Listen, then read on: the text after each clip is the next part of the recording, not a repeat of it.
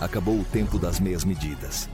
Chegou o momento de viver tudo o que Deus preparou para você e derramar isso sobre a terra.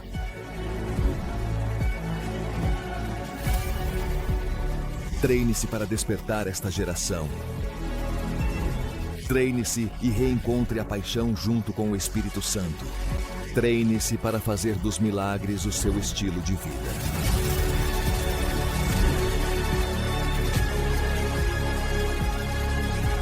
Treine-se para que o sobrenatural se torne natural na sua vida. Treine-se para estar pronto e trazer o céu para a terra.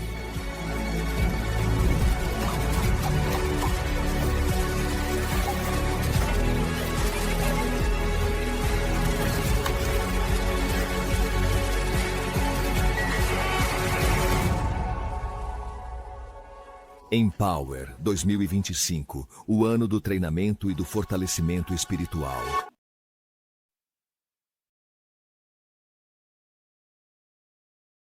Vamos à nossa palavra de hoje, Mateus 5, Mateus 6, dos versículos 5 a 6. Quando orarem, não sejam como os hipócritas, pois eles gostam de orar em pé nas sinagogas e nas esquinas das praças para serem vistos pelos homens. Mas eu vos digo em verdade que essa é a recompensa que eles têm. Mas você...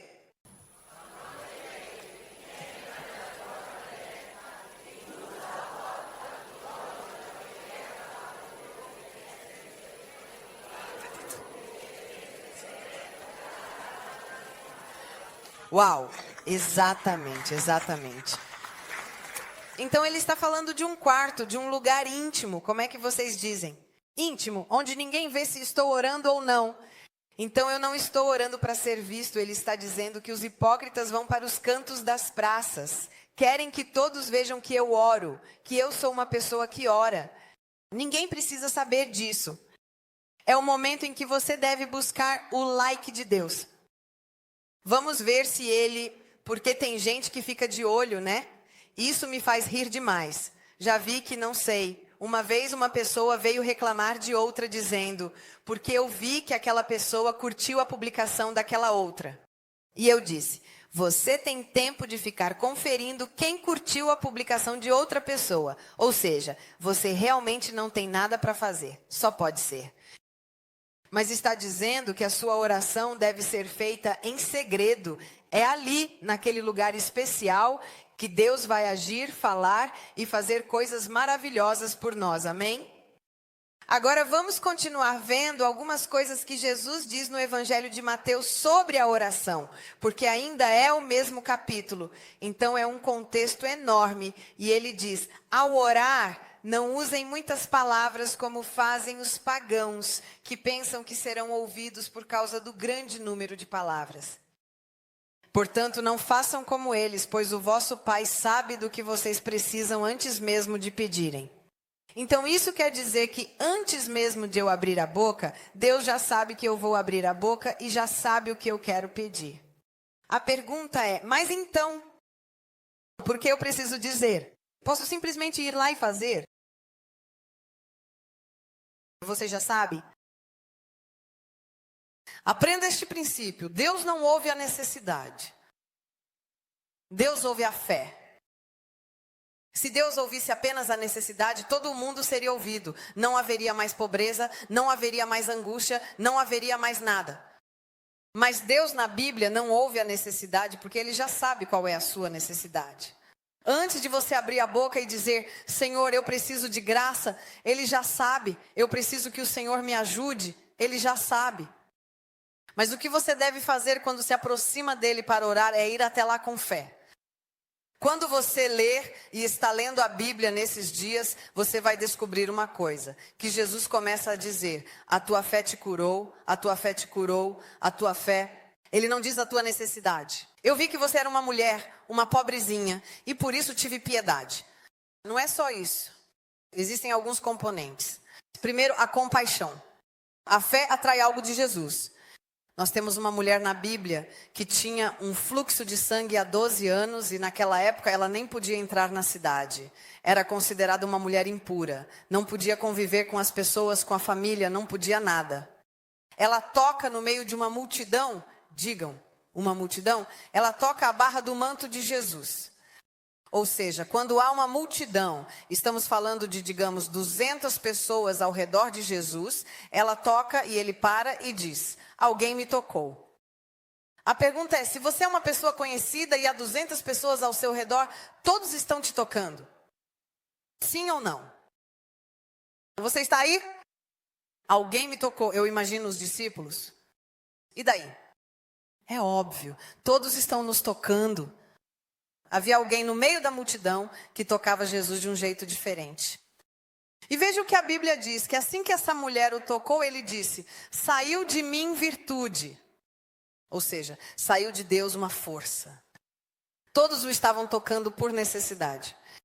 Mas uma mulher o tocou com fé. Ela o tocou com fé, fez assim. E Jesus parou e disse: alguém me tocou de um jeito diferente. Saiu de mim virtude. Aquela mulher recebeu o milagre. Ela tocou porque se aproximou de Jesus, não para dizer: Jesus, eu preciso de cura. Mas ela tocou dizendo: eu sei que se eu te tocar, eu serei curada. E isso é fé. Amém. Por isso você não precisa multiplicar as palavras. Ele já sabe. A sua oração é ir até lá e falar com Deus pela fé. Então você não precisa ir e dizer: Senhor, eu preciso que o Senhor me ajude a trazer meus filhos do exterior. Deus, tu sabes que eu preciso, mas estou aqui para dizer que eu creio que tu abrirás as portas. Eu creio que tu és Deus e eu creio que tu podes fazer isso. Ah, mas então eu não posso. Claro que pode abrir o coração. Jesus é um amigo. Você pode dizer: tu sabes, não é que isso está dentro de mim? Não há necessidade de explicar para Deus. Você já começa com: tu sabes, não é? Porque ele já sabe. Amém? Viu como é? Ele sabe. Perfeito. Então ele continua o versículo seguinte e diz assim: portanto, orem assim: Pai nosso que estás nos céus, santificado seja o teu nome, venha o teu reino, seja feita a tua vontade, assim na terra como no céu. Dá-nos hoje o nosso pão de cada dia, perdoa as nossas dívidas, assim como nós perdoamos aos nossos devedores, e não nos deixes cair em tentação, mas livra-nos do mal, porque teu é o reino, o poder e a glória para sempre. Essa é uma passagem que quase todos os italianos sabem de cor. Não é verdade? Tipo a oração do Pai Nosso. Jesus não estava dando um método, ele estava dando uma direção. Digam comigo, não era um método, era uma direção. Ele não estava dizendo que toda vez que você orar deve fazer assim. Quando você orar, faça desta maneira. E ele começa a dar um exemplo de oração. E este exemplo de oração é o seguinte. Nós sabemos que em Lucas 11, 1, ele responde. É uma passagem em outro evangelho. Ele está respondendo aos discípulos que lhe dizem: Senhor, ensina-nos a orar. A minha pergunta é: Jesus cura os doentes, liberta a mulher com fluxo de sangue, anda sobre as águas, expulsa os demônios. Não seria mais fácil chegar e dizer: ensina-nos como é que fazes os milagres? Eu, no lugar deles, diria: desculpa, mas como é que tu fazes essas coisas? Quer dizer, como é que multiplicaste os pães e os peixes? Olha, eu vi aquele menino que tinha 5 pães e 2 peixes. Como você fez? Jesus, como assim? Por que será que não existe na Bíblia nenhuma pergunta? Jesus ensina-nos a fazer milagres? Jesus conta pra gente como é que você tem esse poder. Eu te digo o porquê. Porque eles sabiam que Jesus orava. A Bíblia diz que Jesus se levantava cedo de manhã e ia sozinho falar com Deus. E ficava lá. E assim que terminava aquela oração de manhã, que era a sua presença, ele ia para a cidade e eles viam: cura os doentes. Então eles entenderam que o poder vinha daquele tempo que ele passava com Deus. E em Lucas 11, 11, eles dizem a ele: por favor, ensina-me a orar. Eles não entenderam que os dons, que o sobrenatural não estavam nele mesmo, mas vinham da sua intimidade com o Pai. Lá ele recebia para dar, e é isso que também faremos. Por isso disseram: Jesus, ensina-nos a orar. E ele começou a ensinar. O que Jesus ensinou para eles era familiar. Diga, como era familiar? Porque os judeus, e estamos falando da primeira geração, praticamente todos os apóstolos eram judeus. Eles faziam uma oração chamada oração das 18 bênçãos. Até hoje os judeus ainda a fazem. Como se chama a oração das 18 bênçãos? Então, todos os dias eles já faziam uma oração com 18 pedidos. Foi inspirada. Ele pegou algo que já existia e reformulou, porque tirou a formalidade da oração das 18 bênçãos, que era muito formal em primeiro lugar. Em segundo lugar, ao tirar a formalidade, ele a reduziu e fez com que entendessem e compreendessem que aquela oração inteira poderia ser feita de uma forma mais direta. E foi assim que ele ensinou o Pai Nosso. Se quiserem ver, podem procurar a oração das 18 bênçãos e verão que em alguns pontos ela é muito semelhante ao Pai Nosso. Então ele começa assim: Pai, a oração deve ser dirigida ao Pai. Mas eu posso orar a Jesus? Sim, mas a oração por excelência é dirigida ao Pai. Olhem o que diz João 14:14. Se pedirem algo em meu nome, eu o farei. Portanto, isso significa que eu também posso me dirigir a Jesus. Quando eu digo Senhor, quem é o Senhor? O Senhor é Jesus. Na Bíblia há o Pai, Jesus também conhecido como o Senhor, aquele que domina todas as coisas, aquele que nos comprou por um alto preço, por isso se tornou meu Senhor. Naquela época era o mesmo que dizer patrão. Quando eu digo Senhor, estou dizendo que quero fazer a tua vontade. O que devo fazer? E depois há a oração dirigida ao Espírito Santo. Algumas pessoas dizem não devo orar ao Espírito Santo, porque não vejo Deus dizendo para orar ao Espírito Santo. Mas o Espírito Santo, sendo Deus, também podemos dirigir nossa oração a Ele. Vejam, em João 16:13 diz assim: quando, porém, vier Ele, o Espírito Santo da verdade, Ele vos guiará em toda a verdade, porque não falará de si mesmo, mas dirá tudo o que tiver ouvido e vos anunciará as coisas que hão de vir. Portanto, isso significa que o Espírito Santo, depois que Jesus subiu ao céu, comunica-se conosco, nos convence, nos ensina. E nesse momento, enquanto estamos orando, a voz que estamos ouvindo é a voz do Espírito Santo. Amém. Mas é como se fosse a mesma pessoa dividida em pessoas diferentes. É como dizer a água. Ok? A água é H2O. Pelo menos isso todos nós sabemos, não é? Nós lembramos disso. Mas existe a água no estado gasoso, existe a água no estado sólido e existe a água no estado líquido.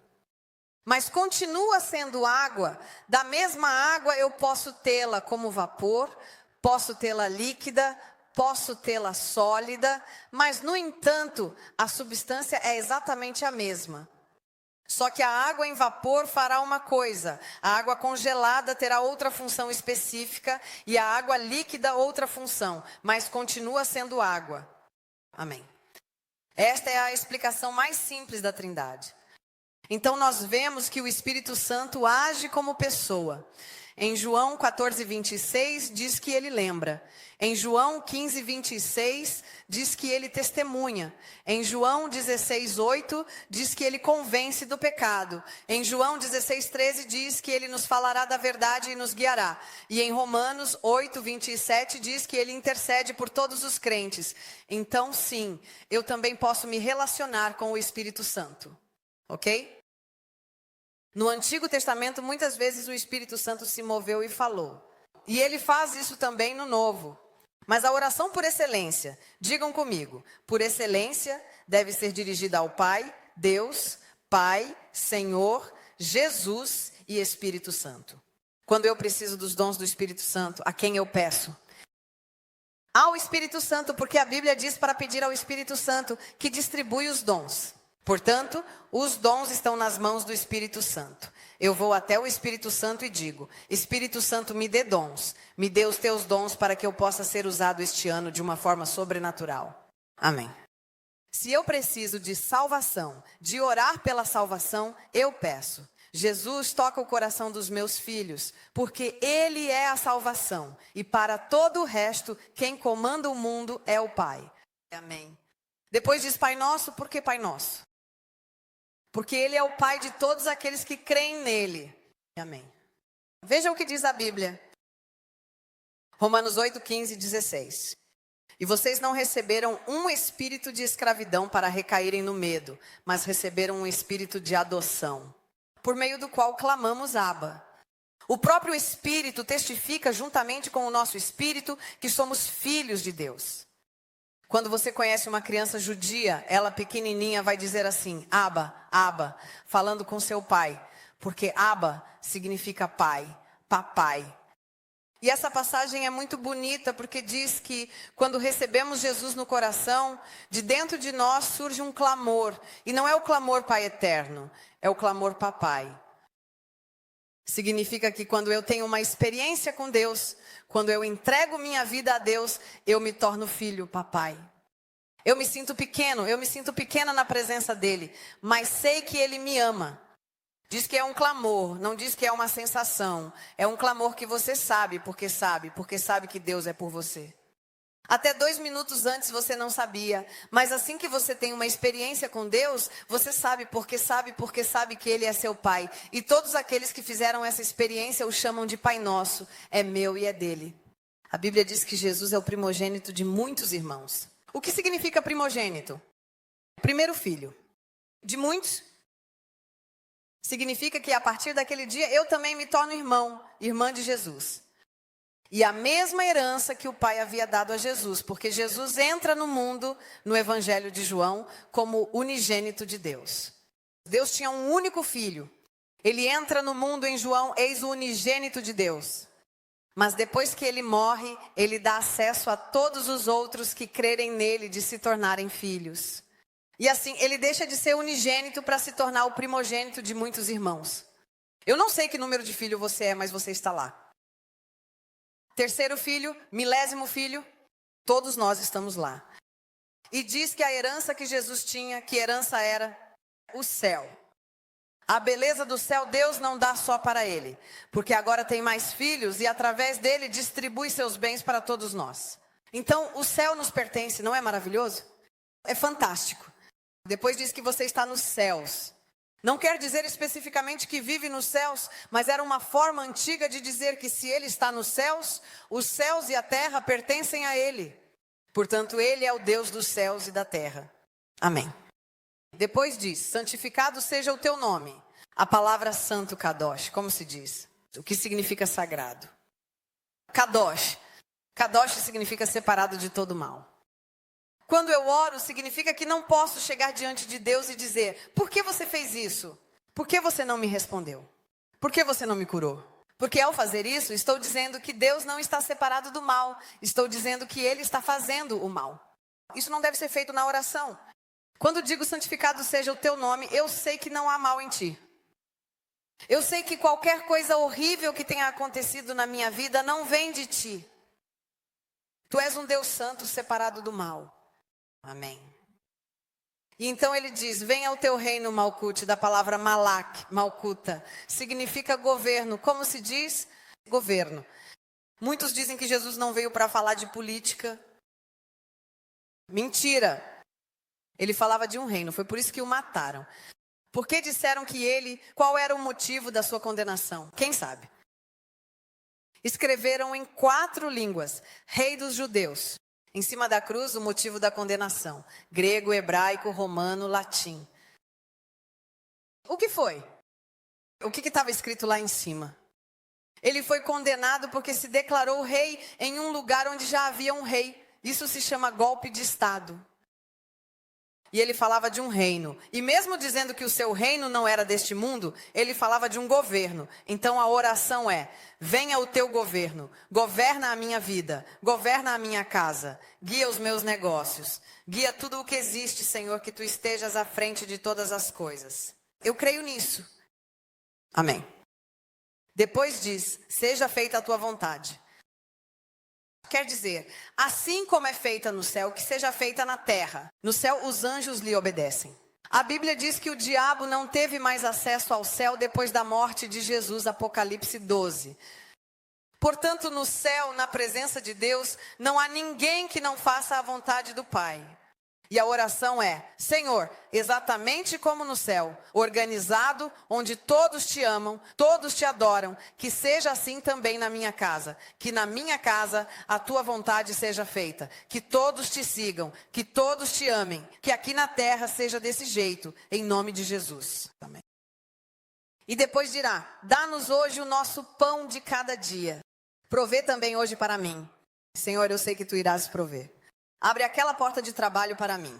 Eu creio que tu farás isso, porque o justo nunca ficará sem pão, diz a Bíblia.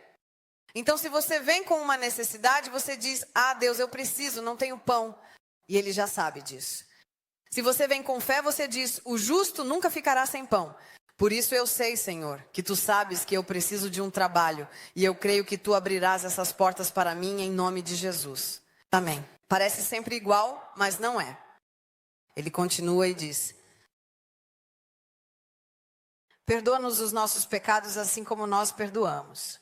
Perdoa-nos os nossos pecados assim como nós, os nossos devedores. Perdoa-nos as nossas dívidas assim como nós perdoamos aos nossos devedores. Então, um pouco depois, ainda no mesmo capítulo, em Mateus 6, 14 e 15, diz: porque se vocês perdoarem aos homens as ofensas deles, o vosso Pai Celestial também perdoará a vocês. Mas se vocês não perdoarem aos homens, isso seria bom memorizar, as ofensas deles, tampouco o vosso Pai perdoará as suas ofensas. O que está sendo dito aqui? Que o perdão está ligado ao seu próprio perdão. Todos nós queremos que Deus nos perdoe, não é? Talvez você tenha feito algo errado e diz: Senhor, é verdade, eu errei tudo, fiz isso, não deveria. Mas quando alguém faz a mesma coisa conosco, guardamos mágoa e dizemos não. A Bíblia nos conta uma história em Mateus 18, onde um homem é perdoado. Ele tem dívidas e a pessoa com quem ele tem dívidas o perdoa. Depois chega alguém que tem dívidas com ele e ele diz: não, eu não te perdoo. E Deus diz não, e parece, de acordo com a Bíblia, que aquele homem foi colocado na prisão porque aquele que o havia perdoado disse: não é justo que eu te perdoe uma dívida tão grande. Era o equivalente a 1 ano de trabalho, e a outra era muito menor, e mesmo assim você não perdoa. Então lembremos que quando pedimos perdão a Deus, é muito importante que saibamos que também perdoamos. Uma vez uma mulher me disse: mas eu não consigo perdoar. Você não precisa ser assim. Você só precisa tomar a decisão. Não é algo automático. Quem já perdoou sabe que não é automático, sim ou não. No começo a gente quer matar a pessoa, quer que aconteça de tudo com ela. Que a nuvem da família Adams fique em cima da casa dela. No início, quando alguém te faz mal, ninguém, sendo humano, consegue dizer: que maravilha, estão falando mal de mim. Ah, como eu começo a me sentir tão bem. Vai, fala mais. Ninguém gosta disso, mas a Bíblia diz que nós devemos perdoar. Então escolha perdoar. Digam comigo: o perdão é uma escolha, não é um sentimento. Se fosse um sentimento, seríamos assassinos. Eu escolho perdoar, vou diante de Deus e digo: Senhor, me ajuda a perdoar essa pessoa. Se possível, fale com a pessoa antes, porque isso ajuda muito a perdoar quando você conversa. Sabiam disso? Chame a pessoa de lado e diga: vamos esclarecer isso. Não gostei do que você disse. Por que você disse isso? Porque se há uma coisa mesquinha, é falar para todos, menos para você. Mas lembre-se apenas desta regra de ouro, te dou de graça. As pessoas que falam mal de todo mundo, quando você não está, também vão falar mal de você. Lembre-se sempre disso. Quando uma pessoa tem o hábito de falar mal de qualquer um, quando você não está, você é a próxima vítima. Não pense que ela fala mal de todo mundo, menos de você ou com você, não. É a matemática da língua comprida. Amém? Então, quando alguém fala mal de você ou fala mal de outra pessoa, temos que fazer esta pergunta: por que essa pessoa se sente tão à vontade para falar mal de alguém na minha frente? Por que essa pessoa se sente tão confortável em vir e falar mal de alguém abertamente na minha frente? Isso significa que eu aceito essa atitude e você está errado. Ninguém deve se sentir à vontade para falar mal de ninguém na nossa frente. Devemos dizer: olha, essa pessoa não está presente. Não me parece certo que a gente fale dela agora. E assim, hoje e amanhã, ninguém mais vai se sentir à vontade. Ninguém deve se sentir confortável em fazer mal a outro, em falar mal de alguém na nossa presença. Amém? Porque eu me faço essa pergunta: por que essa pessoa se sente tão à vontade para falar mal dos outros na sua frente? Isso significa que você acolhe, e quem acolhe, ele é tão culpado quanto quem fala. Amém? Outra coisa, vá até a pessoa e esclareça. Ah, mas não. Vá até a pessoa e esclareça. Então a Bíblia diz que cada um deve dizer a verdade ao seu irmão, não a outro. E o terrível é que geralmente o último a saber que estão falando mal é justamente a pessoa que tem o problema. Nós não somos mais crianças ou somos? Você é uma pessoa madura, tem um problema com alguém no trabalho, confronte. Da outra vez falávamos de um problema. Uma pessoa deve dinheiro e foge. Não, você deve dinheiro, não consegue pagar, sabe que é difícil. Mas diga, oi, olha, neste momento eu não tenho, vou te dar. Te devo 100, te dou 2 euros por dia, por mês. Mostro que posso, agora não posso, te peço perdão. Aconteceu isso e isso, mas eu vou te pagar. Se você deve dinheiro a alguém, é justo que você dê uma resposta. O que é isso? A pessoa liga e você começa a fazer tu. Não aparece, não dá notícias. Uma pessoa madura confronta e enfrenta seus próprios problemas. E uma pessoa honesta também.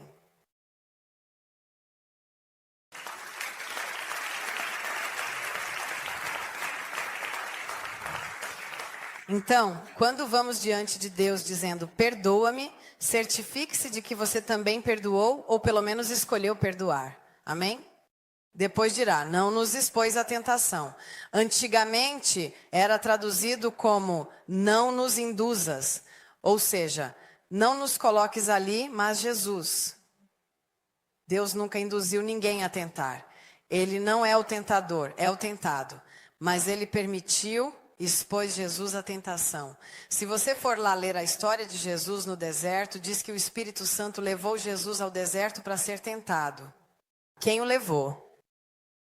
Veja Lucas 4:1. Jesus, cheio do Espírito Santo. Então, você não é tentado quando não está cheio do Espírito Santo. Você é tentado quando está cheio de Deus. O diabo não quer fazer cair alguém que já caiu, certo? Por que eu tentaria te afastar de Deus se você já está mais longe dele do que eu?